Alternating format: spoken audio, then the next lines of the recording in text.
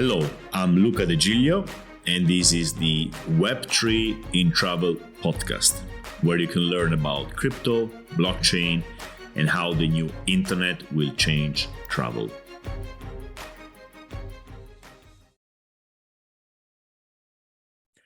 Hi everyone, welcome back to another episode of Web3 in Travel. Today we're going to have a nice chat with Trend.io. This is a company from UK, a couple of guys, Joshua and Matt, whom we met in Porto last year at the Web3 in Travel conference. They presented their product, and today we just talk. I want to understand what are the last developments. And so I'll say, Matt, you start, and then we take it from there. Welcome both. Perfect. Hi, I'm Matt Hairsnape, and I'm the CEO of Trend. And what we're doing here at Trend is creating a decentralized review standard. And our aim is to kind of reinvent how reviews are discovered, shared, and recommended globally. And to do this, we're using blockchain and AI. We believe there's a new way people and businesses can access reviews, and it's a project we've been excitedly working on for the past couple of years. Yeah, and then my name is Josh Mudway. I'm the head of blockchain with Trend. Also do some of the operations and all the partnerships around all of the Web3 attributes. Okay, perfect. So Matt, you said blockchain and AI, and the subject is reviews. Let's keep it very simple at the beginning. So you basically are trying to, and again, it's very simple, so it's not precise, but you're trying to do the new TripAdvisor. Is that a fair description? It's a fair description, and then on one element of it, we're trying to offer the travel industry essentially a new review standard. We believe the likes of 5 stars, the fact you can be halfway across the world and write a review on, some completely different location. There's no verification. We believe there should be a lot more put into the value of a review, whether it's the ownership on having it decentralized or even having it more personalized as a value that could help you essentially get a better experience. Okay. So how does it work? How do you solve this problem? So again, let me, really keep it simple even for myself. Let's understand the basics first. Reviews as they are today are kind of broken. I think TripAdvisor is kind of dying. Is that correct? People are 67%. Sorry, say again. Don't trust reviews at the moment. So 67% of people globally don't trust reviews. So there's a huge problem with the review system in general. And we believe a lot of it is to do with reviews being held in centralized platforms that can be manipulated, that can be taken down. With huge technologies like ChatGPT, it's so easy now to manipulate and pump in lots of fake reviews. So we believe there needs to be a new standard which is offered to the travel industry, which is what we're building. So as you say, at one part of it, we believe to help travelers get better experiences out of reviews. But what we're building is something much more bigger than that. It's essentially a decentralized review standard which businesses can use as a tool to build trust for themselves. So a plugin that can essentially give businesses the chance to build more trust and direct sales with not having to rely so much on centralized platforms. Okay, let's keep it simple at the beginning again. Reviews are broken because they can be gamed very easily.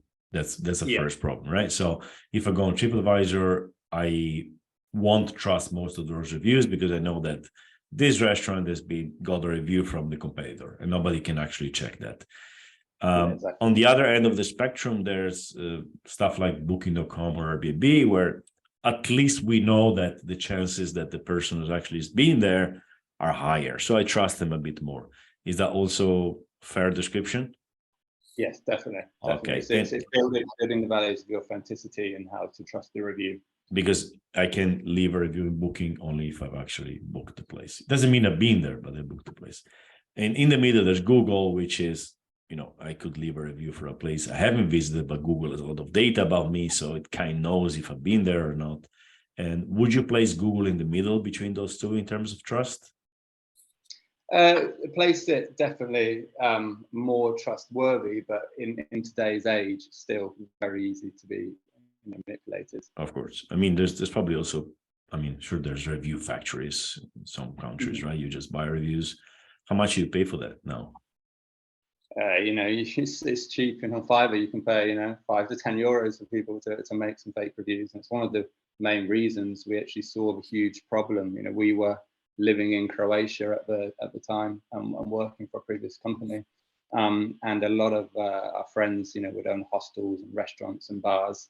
And if one of our friends, I remember, had one of the top restaurants, and he came to me one day and was saying people were literally, competitors, paying people to try and write fake reviews about his business to take him off the pedestal of being, a valued restaurant to visit. So we saw a huge problem that was happening. All right. So problem is people can leave reviews even if they haven't been at the place. So fake reviews. You were mentioning, okay, you solved that through a decentralized system, more like a protocol, and not a centralized database as any other company. How do you solve the issue of, because this is how you write it and how it stays, how you publish it. How do you solve the problem of the person who writes the review not actually having been there, not actually having been at the restaurant, the hotel, or whatever? How do you solve that one? We actually break it down into different metrics, which is essentially kind of gamifying. The more authenticity, the more value you get back from trends. So it could be, were you there at the restaurant? Did you make a photo at the restaurant? Did you make a video at the restaurant? Was your metadata screened that said you were at the restaurant? Has there been proof of attendance that you were there?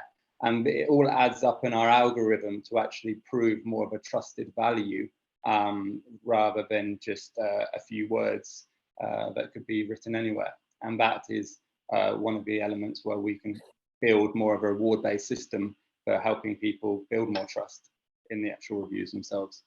So basically, other than writing something, which anybody could do from anywhere, you're also asking for pictures and videos, and these have metadata. And you look at the metadata and you define that this person was actually, that picture, for instance, was taken there. This is kind of the proof of, what do you call it? Proof of attendance, proof of stay. I forgot the word.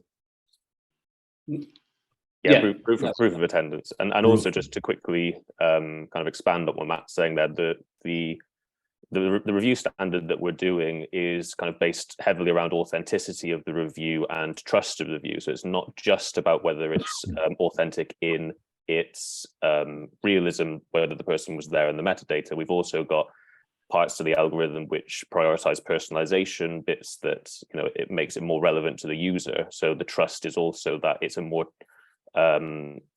you can trust that it is more relevant to you as an individual for your personal scoring as well. Explain me this again. So me as a user who reads the review, or me as a user who writes the review? You as a user that is reading the review. Is reading. So you kind of gonna show me first the one relevant to me. Yeah, exactly. Okay, but staying on how you prove that the review is true, which is, I think, the base of everything. So again, we have the picture, the video, and you were mentioning some other ways to kind of measure the authenticity of the review. Yes. So yeah, in terms of the authenticity, as I say, there's different broken down into different metrics, right? And then the more value you get, because the hardest thing with reviews is as you know, is exactly what we said, right? So if you start paying someone to make a review, then it's going to be essentially you're not now getting an unbiased review opinion, because you're incentivizing. It's like restaurants who will give you a drink at the bar if you write them a review on TripAdvisor. So we've been spending a lot of time working out how can you actually build the authenticity but still reward people to make reviews, because it's currently 1 in 3 people will write more of a negative review than a positive. So it's really trying to find that fine balance. So that's when we brought in the incentivization mechanisms in building people the more authentic elements they can put into uploading their review, the more value they get back, and the more they can actually be trusted for when people see their reviews. So how do you evaluate these authenticity? By analyzing the text? Yeah, we have different levels that all, as Matt said, they all kind of feed into it. So we've got, as you said, is it a text? Is it an image? Is it a video? They have different levels of trust because of just the nature of their content. We check to see whether the user was in the location that they said. We check back to see the trust score of the individual, whether previous information that they have uploaded is trustworthy.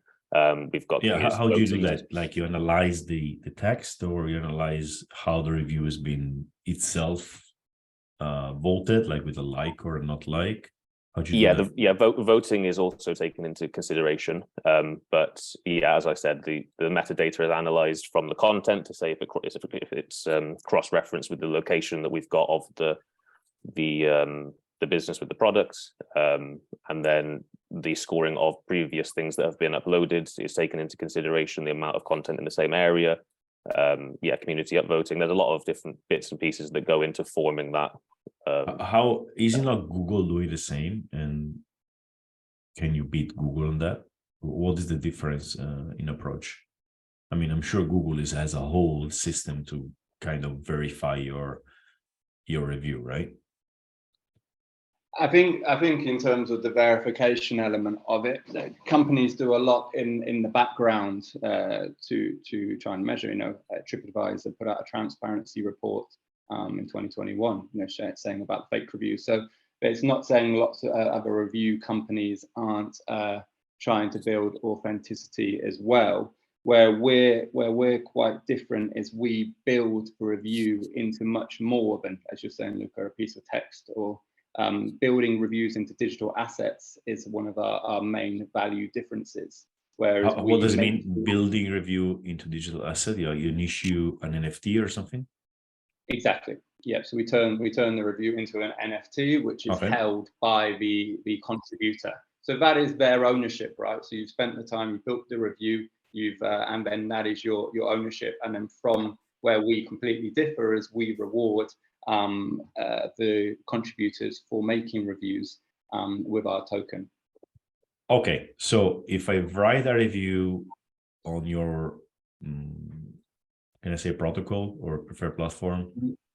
Yeah, either works. Okay, I write a review on your protocol. It's a review which can be used by, I suppose, anyone because it's open. Yeah. I mean, it's conceived for the travel industry. It's not conceived for the platform itself, right? As a booking.com or a B&B review. I get an NFT which represents that review, and I get some tokens as a reward for the work I put into the review. Is that correct? Yeah, exactly. Okay. All right. And when I get money for writing a review, I'm incentivized in writing more reviews. Even if I don't have a lot of reviews to write, I can make it a job. Maybe if I'm from a low-income country, I could make a living out of writing reviews. So I would also be incentivized to write fake reviews in a way, right? Because now I can make money. Why do this on Google? Maybe paid by somebody.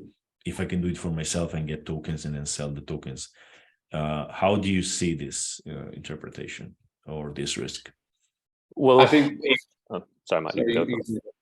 Okay, I was just going to say that yes, there's nothing to stop people paying people to still try and write the fake reviews, but obviously with the way that our algorithm works to identify that, we don't reward reviews that don't pass the verification process. So you don't have that incentive with the payments if we have identified that as untrustworthy. And then we also have community voting and systems in place where users can flag if they think that it's untrustworthy or not relevant, and then via community voting we can take those out of the network as well, so they don't just stay there if they're fake.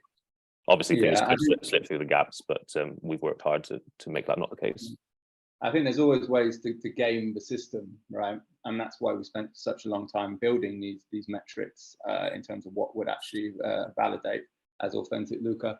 But when you're saying about obviously making money from it, it's going to be much harder than me making a fake review hiding in the basement of a restaurant that actually can prove that I was there, than actually being halfway across the world and sitting there with a laptop and an algorithm just writing lots of fake reviews, and that's where the validation and almost we like to call it the 3 layers of trust comes in. The more you put in, the more trusted it gets, the more rewards you get, and that's trying to make it as hard to game the system as possible.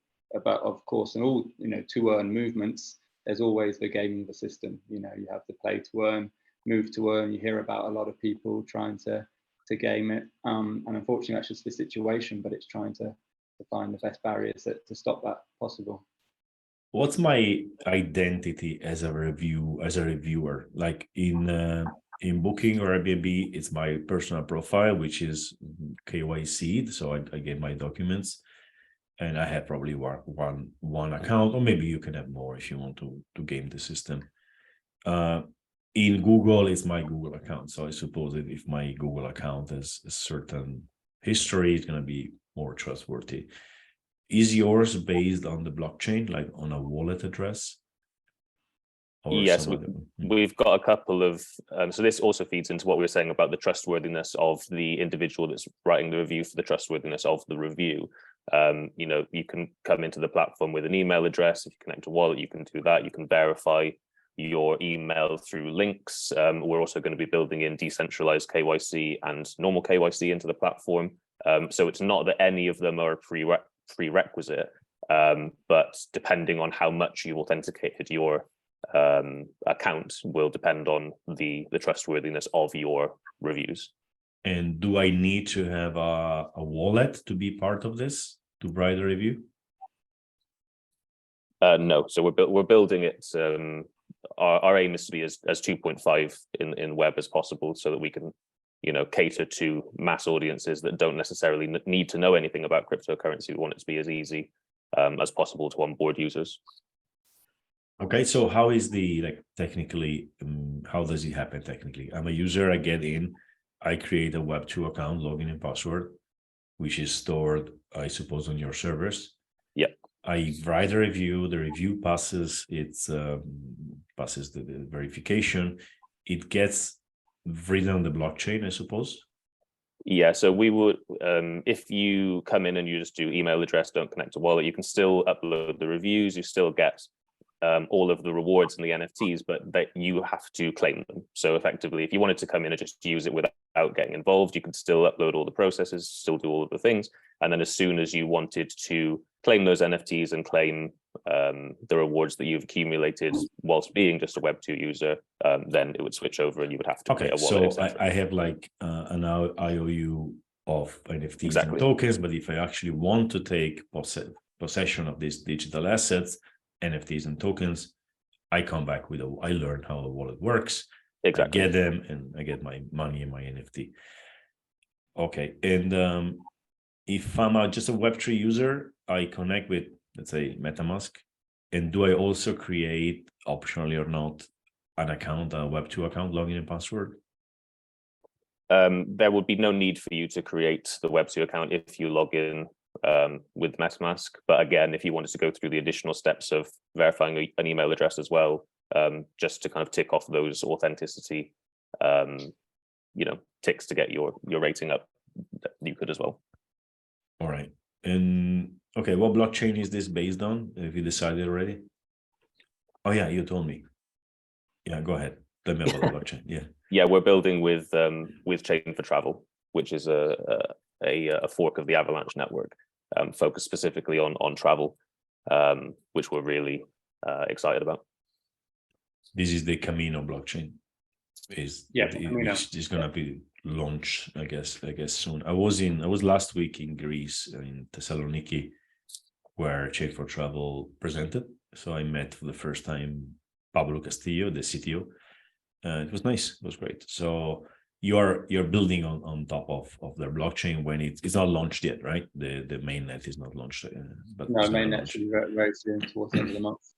Okay, could you tell me why you decided to build on the blockchain specifically? There's a few reasons. One, we do believe that for travel specifically and the industry and need, a layer one is specifically needed, especially with the way Camino is set up with the validator network and keeping the gas fees at a set price. And once again, pushing out the layer one into travel. It needs something special. It needs some people that know the industry. They know how it's going to build and adopt with current Web2 platforms into Web3.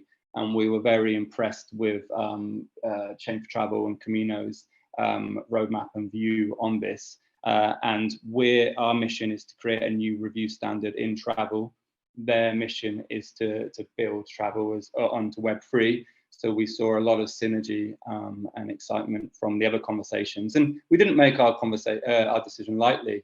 We were speaking to AVAX themselves, we were speaking to the Solana, but we do see there's a huge opportunity and excitement and buzz, in specifically the travel industry, for what Chain for Travel are doing with Camino. Okay, just to remind the podcast listeners, I made like a few episodes on Chain for Travel. I had a couple of interviews, and so there's more material in the podcast if you want to know more about Chain for Travel and the Camino blockchain. Okay, so again, so the person writes the review, it gets through a process, it gets accepted, gets printed on the blockchain. How do I use those reviews if I'm a booking platform or a hotel, or if I'm a business in the travel industry, I'm a company in the travel industry? How do I use those reviews? How do you access them, and so on? Mm-hmm. Matt, do you want to go with that? Or I can? Mm-hmm. Yeah, you go. So we've built a plugin to go onto third-party partner websites, which will display the relevant content from the reviews of those businesses, so they can use it as a discovery tool and a way to effectively build consumer trust and increase sales, because they know that the customers know that by looking at the reviews that are on those sites, they're trustworthy. They're, again, as I mentioned earlier, personalized. So we cut down the amount of time that it takes looking through reviews, because as soon as you go on there, that review is particularly relevant to you, and kind of shortens that process down into purchasing products. So if go ahead. Oh, sorry, I was saying, one thing I don't think we really touched on yet, Luca, is how your business will access their reviews. Is we've created an admin section for the businesses.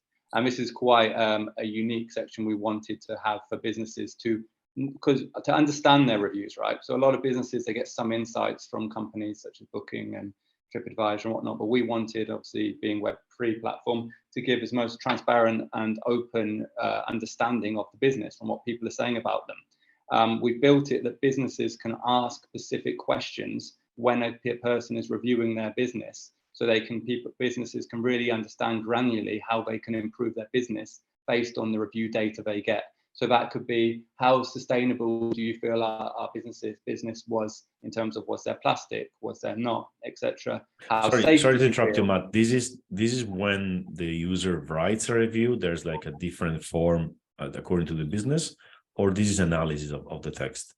This is the analysis. This is the analysis Okay. of what the business would be approaching in the admin section, and then you say how. So that's where the business will be able to access, see their reviews, see the data, and get a really understanding of their customer with who's spoken about them. So just on top of that as well, Luca, with what you said, there will be a section for the reviewer to add additional information post the review. So they write the review, they post the video or whatever it is that they're bringing to the platform, and then after that we say, would you like to answer a few additional questions about the business in exchange for additional token rewards, similar to how Coinbase do with their earn to learn model. And then those questions that we ask them are based around surveys that will be a combination of feeding into our data, but then also the businesses that give personalized questions around what they want to find out from the reviews. So then that goes into the analysis that Matt's talking about. So if let's say I'm a hotel and I want to use trends. Sorry, I keep putting the I in the middle. Trends, right? Trends. Is that correct? Trends. Yeah. Trends, yeah. I want to use trends. First of all, I have to give the user the chance to write reviews. So we through a plugin, I give my guest the way to insert a review. So I expose basically the system to my own customers. Then they write it, and I have an admin panel where I can read, I can analyze these reviews. Plus, I can also publish them, I suppose, in my website and in every specific probably room or whatever. So, okay. So it's a fully fledged review system basically, which is out there and it's open. But do I have to pay to use it? It's going to be a free service at that basic level. We'll be building it into a monthly amount for the bigger businesses who want to utilize a better understanding. So our real vision with Trend is that businesses can utilize review data to operationally run better and more efficient. And that's where we'll be looking to have a monthly SaaS revenue model. But for smaller businesses, people that want to trial, people that want to understand their customers' reviews, we're offering a free version. And where is the text stored? In the blockchain or in IPFS or something like that? Yeah, IPFS. IPFS. Okay, so if it's an IPFS, it's actually public. I can access it anyway, unless I don't have the pointer. How do you charge the big customers if the data is actually or available on an open system like IPFS? It's more not the data they get, it's more how to utilize that data to operationally run better, right? It's like you see lots of things on a wall, but it's not knowing exactly what to focus on and how to utilize that data. So we're working on the utilization of the information to operationally run better rather than just giving them the data. We didn't want to be a company that did that. What does it mean, the utilization? You help kind of analyze it in a way? Yes, exactly. Okay. And me as a guest, that's a question which came to my mind as you were speaking. I'm a guest and I write a review and I get paid, right? But then some reviews are very good and they get used and they become maybe the best reviews, right? So the one which is more giving more information to the other guests, etc. Do I get some extra credit because I wrote a great review people love? No. So the token rewards are flat across all of the reviews to stop, exactly like that. We want to make sure that all of the reviews are as authentic as possible. So the reward mechanism has to be blanket across, whether that's a bad review or a great review. Oh no, I mean great review. Sorry, yeah, I should have been clear here. Not great review in terms of the restaurant was great, in terms of how well written it is, how precise, how useful it is. Even if it's a 3 out of 5 stars. I mean, yeah, so we'll be prioritizing content on the platform that is getting good traction, that has a lot of pickup, that we say is very highly verified. All of the great reviews will be the first ones that come up when people are looking at them, basically. And do they get which is based around the social proof. I don't know, we didn't go into it too much, but we're having a DAO as well, and the DAO will be a big part of the actual the verification, the upvoting, the what to be taken down, and what to keep up, and that's going to be a similar way of what we're bringing into the mechanisms of reward based as well. But do I get more money if my review is more used because it's a good review, well written, or not? You don't get more straight away, but basically the way that we're doing the reward systems via the NFT badges is there's different types of NFT badges that you'll receive for different types of reviews. So, say you have uploaded a certain amount of reviews in one location, you'll get an additional badge to say you've reviewed X amount of verified reviews in this place. The same will happen if you get, say, highly prioritized, a lot of people are liking your stuff, we'll give you a, kind of a highly coveted NFT badge in exchange for saying thank you for the good service. All right. Yeah, the badges is something we've put a lot into. It could be more sustainable focused reviews.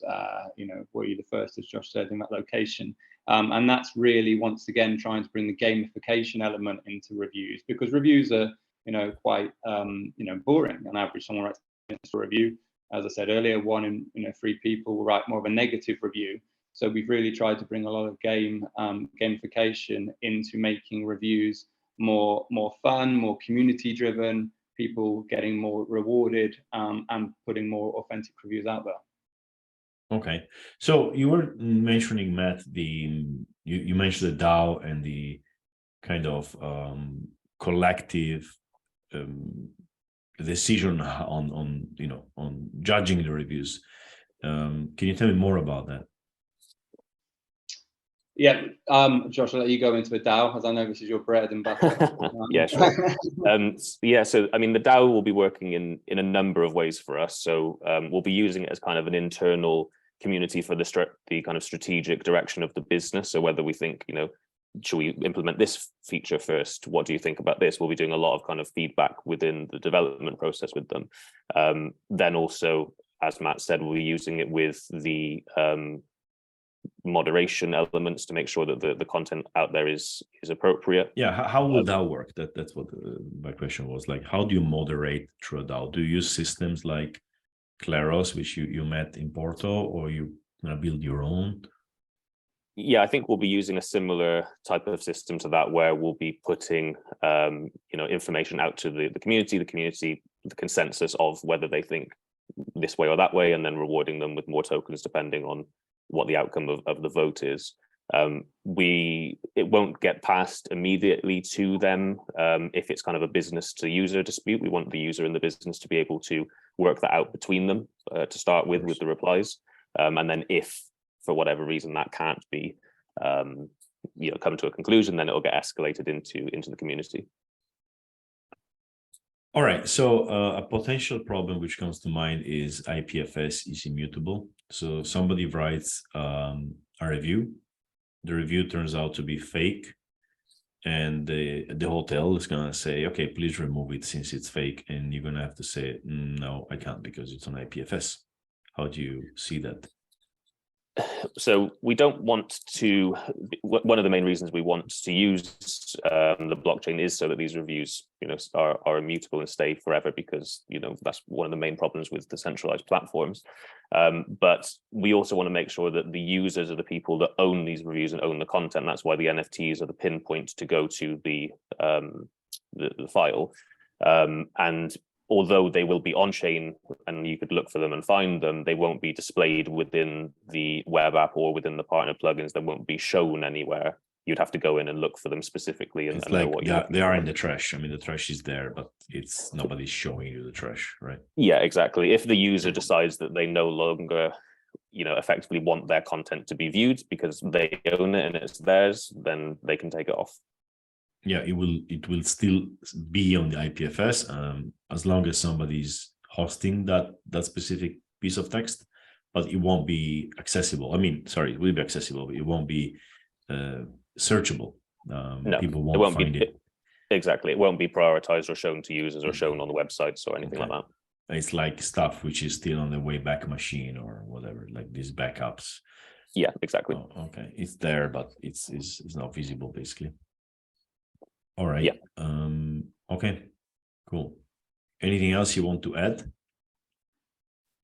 No, we're very excited to be launching our beta in the next month, which will be on mainnet with Camino.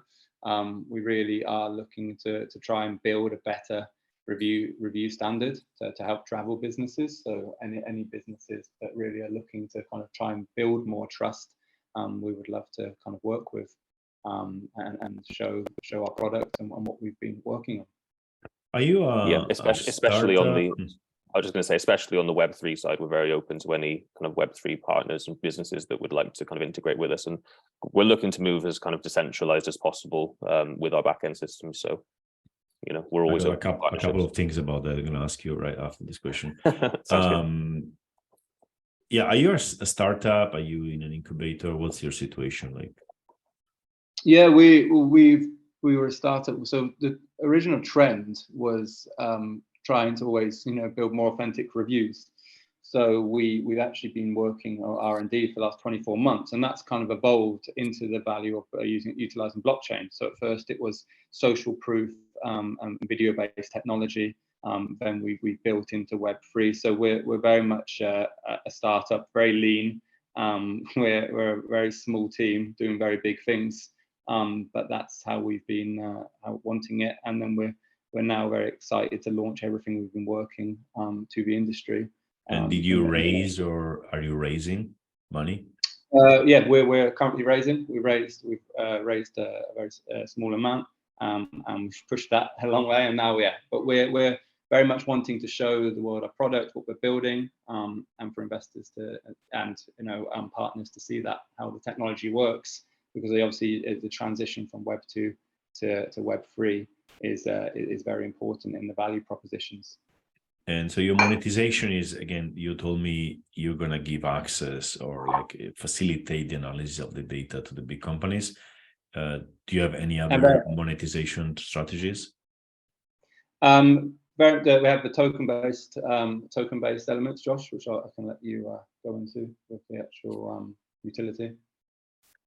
Yeah, so we've got a lot of kind of transaction fees within the system when people are like purchasing tokens or spending them between them, withdrawing from the platform. We've got a couple of different bits and pieces. We've tried to balance that out as fairly as possible to reinvest into the reward mechanisms, to do burning, to keep the token a little bit deflationary. And then also we'll be partnering with businesses to display their products. So we'll be working with them for revenue on that as well. Yeah, the biggest thing about our customers, as I say, Luca, a lot of businesses have reviews, and reviews are one of the prime, parts of data that can really further a business. So we really want to build that in a real granular way to get a better understanding and use reviews in a new way. So the ways we'll be having is, for example, when the monetization. Maybe a business wants to ask lots of different questions to the customer. So we will have a free level, but maybe you want to really understanding the mechanisms of how we'll be giving the businesses the chance to capture the attention of their audience. And the big part of what we're working on, as I say, is the artificial intelligence to really to give you the understanding of how to run your business. So, for example, it could be Josh, 95 people said Josh 95% were great as a hotel staff. For March, Josh could do better in XYZ. So people can get a really good understanding of the customer satisfaction scores in NPS. So tell me more about the AI side of this. You were mentioning ChatGPT, so you're going to use these LLMs, the large language models, to analyze the reviews, or you have other ideas too? We have a few different ideas. I can't talk about too much at the moment, but obviously that was before ChatGPT. Yes, utilizing OpenAI to further the value of the reviews that the business will capture, and that's what we really want right now. Centralized systems. You might have a review on Booking, you might have a review on TripAdvisor. Like I said, lots of partners we know have hostels and hotels and bars. It's a bit of a nightmare. We want to have it in a open, transparent location, but the reviews are the businesses, build the relationship between the business and the contributor, and then now the business understands that. But obviously, we're not trying to trick people to give more information. So as Josh said, the reward-based mechanisms with the token is that the more rewards the contributor gets, the more they're giving back to the business. So really trying to build that ecosystem. So the reviews are on, so the text is on IPFS, I suppose the images and videos too. What do you save in the blockchain? Is it the hash to the IPFS? Is like the pointer? Yeah, exactly that. Okay. And then you offer a front end to basically visualize those reviews. Can a different company create a different front end by using the IPFS and the blockchain data as an alternative to your front end? How do you see that? That's not something that we've talked about. That would be more a question for the CTO.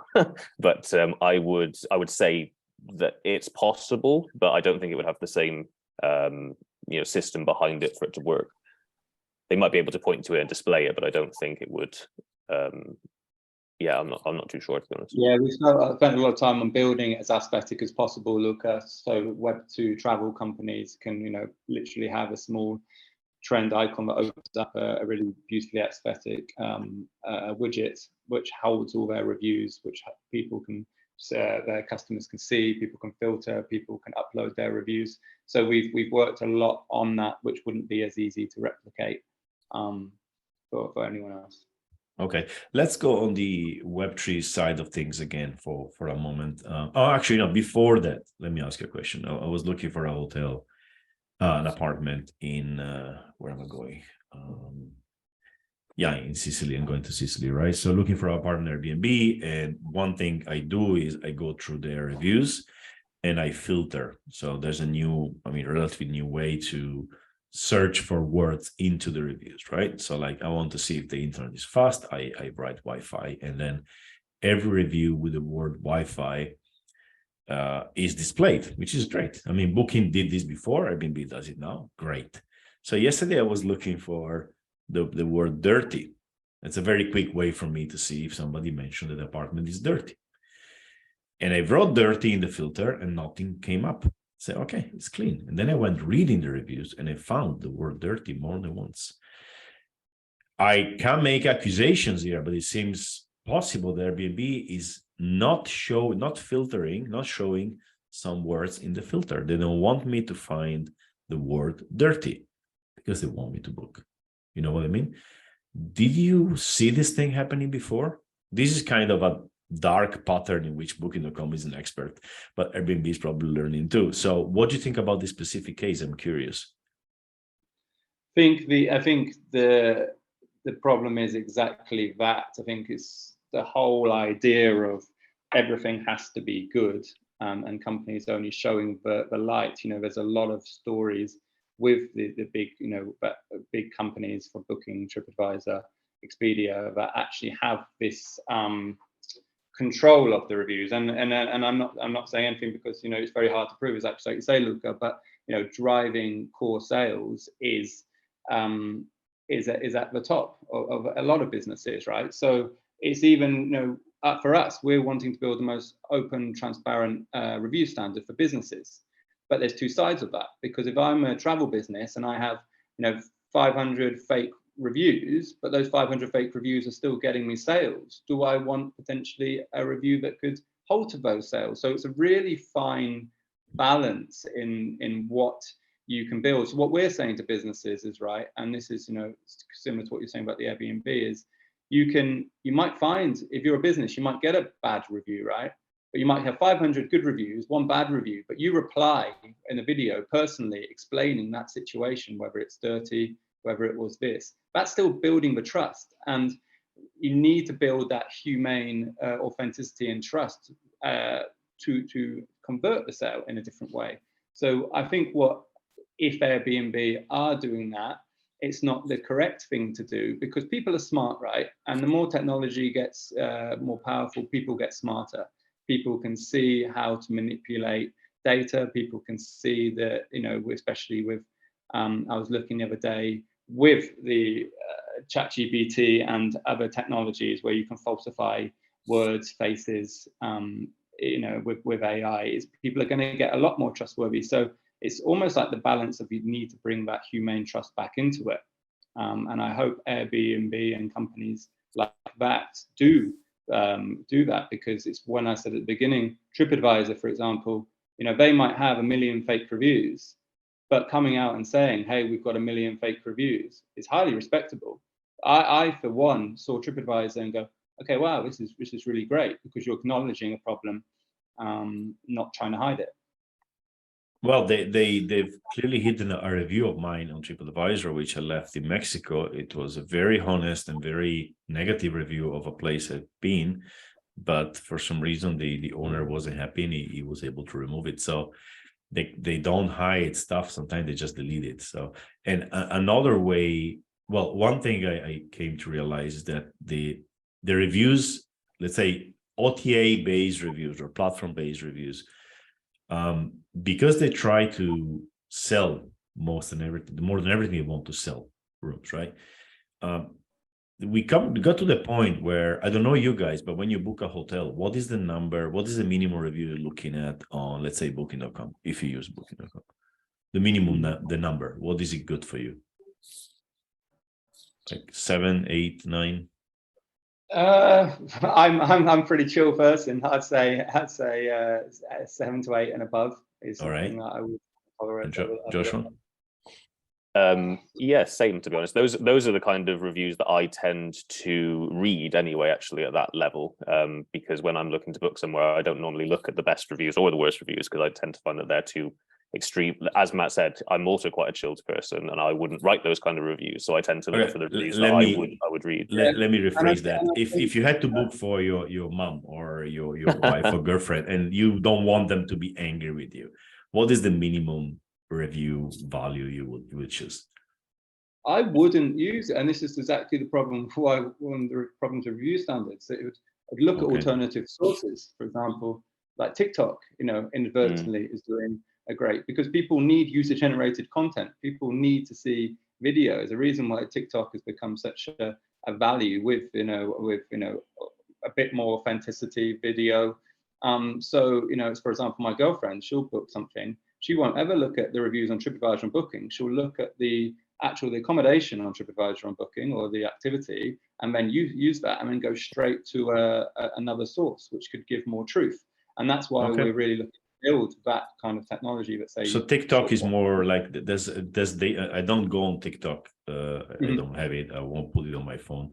But you say that I can find good stuff there for a specific hotel.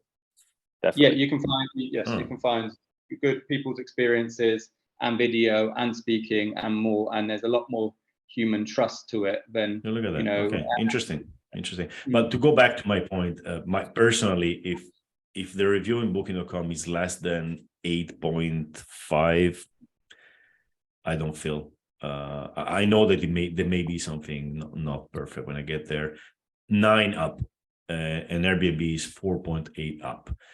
Okay, this is me, but in general, that comes to prove that this is completely twisted. I mean, if at school, I don't know what's the system in UK, but like if you are in school in a system where it's 0 to 10, right, and you get what you call this, a vote? No, not a vote in English. At school, what you get? A grade, right? You get a grade which is 8 out of 10 or 7 out of 10. This is good, right? I mean, 7 out of 10, it means it's good. 8 is very good. But on booking.com, 7 for me is horrible. I mean, a hotel with 7, I wouldn't go there for anything in the world. It's probably very bad. So that comes to prove that they completely twisted the reviews because they focus on selling. And that's to say that actually we need a different way, which is more objective. And you being a third-party company who's not trying to sell the rooms, is trying to create, let's say, objective system for reviews, that could be a good thing, which the industry definitely needs. Because if it keeps going on like this, unless it's 10, I won't book anything anymore, right? It is too much.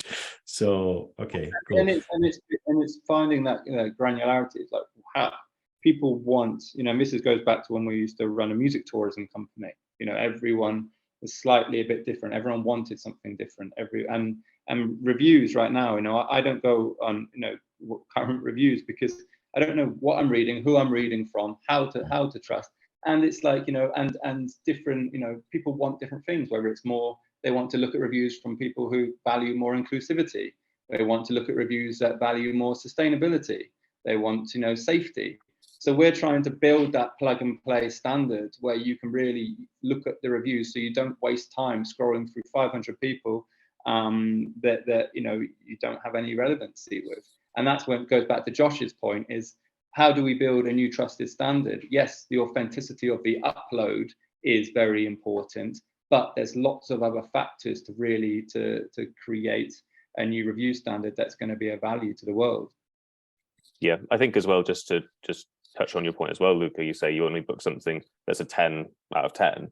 But I think a 10 out of 10 from one person and a 10 out of 10 from another person are very different things. So, you know, a 10 out of 10 from a person that has all very similar interest points to me, expects the same kind of services, is going to be a much more relevant thing that I'm going to follow and book on top of, rather than someone who, you know, doesn't like any of the same kind of things as me, doesn't have the same expectations, and they put a 10 out of 10, which has effectively led me to a booking that, you know, wasn't accurate. So what we're trying to do with the rating system, as I mentioned earlier, is it will be specifically your rating. The 9 out of 10 when you're looking at the product, it might say 9 out of 10 for you. But if I look at it, it'll say 2 out of 10. So that's why we're trying to, literally create a new standard which is personalized to the individual rather than the business. Okay. Let's go to the Web3 side of things. Have you looked into what's happening on the decentralized social network world, and specifically Lens? Have you heard about that? Yeah, Lens, I've heard about this. Okay. For the listeners, so Lens is basically trying to create a decentralized social network, and your profile is your ENS domain. Like if you have matt.eth or joshua.eth, this is your profile. And this is an NFT on the Ethereum network, right? And this is a very hard profile because you have to pay for it. It's like a domain name, right? So you pay for it. You can have many, but you know, as with Twitter, you're gonna try to push one profile to get your followers, etc. And okay, that's the decentralized social network. Is really, you know, starting off, but that's one point. But something I discovered yesterday, and it could be connected to what you're doing, is a project called Philand or Philand. I'm not sure how you pronounce that. PHI land, in which basically you get there and you can claim NFTs which represent your experience in Web3. So let's say that you have a domain name. Let's say you have not even an ENS, just an address, an Ethereum address. The system sees that you have done certain things in the past. Let's say that you have exchanged some tokens on Uniswap. You can claim an NFT for that experience you have. So you go there and you collect, I don't know, 10,000 points in experience. And this is a way for Web3 to give you a certification of your experience in Web3. And this happens without, you know, just simply asking the blockchain, going back to what happened in the last years and saying, okay, this address, what does he know? What did he do in the past? And based on that, you can then, you know, once you have this kind of profile, which has been validated and verified by years of activity, then you can, this address has a certain level of credibility. And I'm thinking about this in the context of travel, in which, let's say, you build a system which allows wallets to connect to your system, and you could, of course, I'm not talking about connecting to that system, to the Philand system, but you could analyze these addresses and see that this address has been active on Web3 for 5 years. It's got some NFTs, maybe it's got some travel-related NFTs, right? From other projects in Web3 in travel. And based on that, you give some, you know, credibility and authority to that specific address. Do you already have something like this, some analysis of the specific wallet? Do you plan to do this, or what do you think about that? Yeah, we don't have anything currently for that, but that is, as I mentioned before, one of the things we're already looking at with regards to ticking into the authenticity of the users with that various different types of decentralized KYC. We're open to working with projects and accepting information that comes in from that. And also, like you said, we may build into a system ourselves that can track things like that to add authenticity from our own data. So yeah, we are already thinking about that. Great. I think this is going to be a big source of credibility for people, definitely. Okay, cool. Anything else, guys? No, great. Perfect. So, okay, let's close it here. It's been interesting. I know that you applied for the Web3 in travel in Barcelona. I can tell you that you're going to be accepted. This is just for, we have this internal procedure because it's a DAO. We have to, the whole group has to accept, but I'm pretty sure it's going to be okay. So I guess I'm going to see you in Barcelona.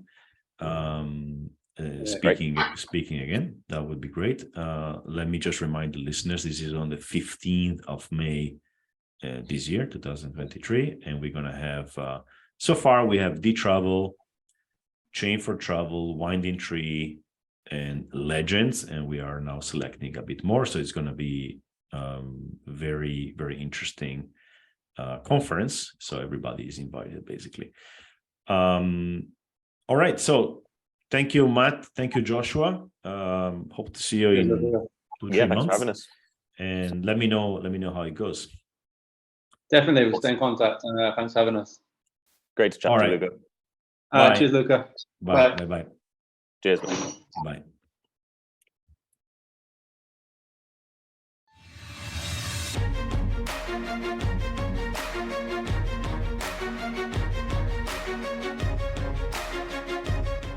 And we're done.